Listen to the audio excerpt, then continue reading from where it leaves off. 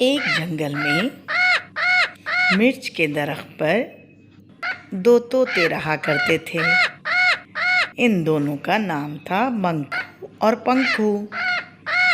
دونوں بہت ہی حریص اور لالچی تھے اور منہ کا ذائقہ تو ہر وقت ان کو کچھ نیا چاہتا تھا کہ وہ کھائیں۔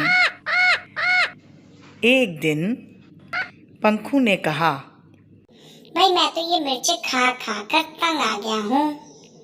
اب مجھے ان مرچوں کا ذائقہ بالکل اچھا نہیں لگتا۔ میرے خیال میں پنکھو، چلو آج ہم دونوں کہیں دور چلتے ہیں اور وہاں دیکھتے ہیں کہیں کوئی اچھا سا تازہ امرود کا درخت دکھے تو ہم کھائیں۔ اب میں ان مرچوں سے تنگ آ گیا ہوں۔ پنکھو نے بھی حامی بھرتے ہوئے کہا، ہاں بھائی، تم بالکل صحیح کہہ رہے ہو۔ میرا دل بھی نہیں چاہتا ان مرچیں کھانے کو۔ پھر دونوں اڑے اور بہت دور دور تک امرود کی تاک میں گئے کہ کہیں ان کو امرود کا درخت دکھے اور وہ امرود تناول فرمائے۔ لیکن ان کی قسمت خراب تھی، وہ تھک کر چور ہو گئے، لیکن انہیں امرود کا درخت کہیں نہ ملا۔ واپس آ کے درخت پہ بیٹھے تو پنکھو نے کہا،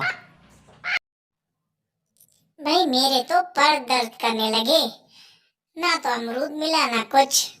بھائی تم ایسے ہی مشورے دیتے ہو، بلا وجہ اتنی اڑان اڑا کر مجھے لے گئے۔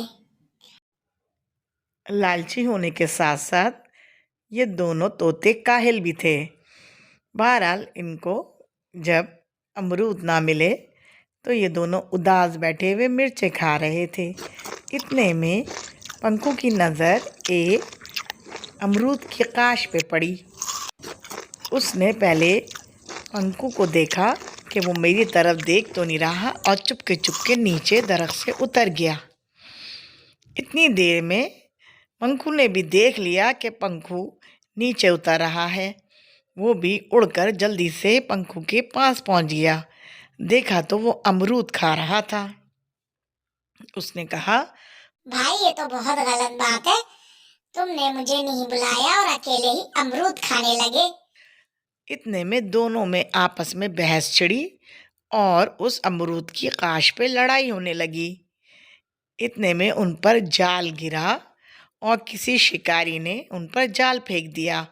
دونوں طوطے اس میں پھنس گئے اور اتنی دیر میں وہ شکاری آیا، دونوں کو باندھ کر اپنے ساتھ لے گیا۔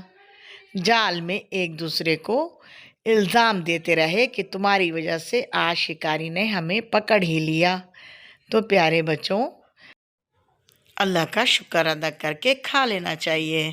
لالچ بری بلا ہے۔ پیارے بچوں، اگر آپ کو یہ کہانی پسند آئی ہو تو پلیز میرے چینل کو سبسکرائب کریں، لائک کریں، شیئر کریں۔ ملتے ہیں اگلی کہانی میں۔ اللہ حافظ۔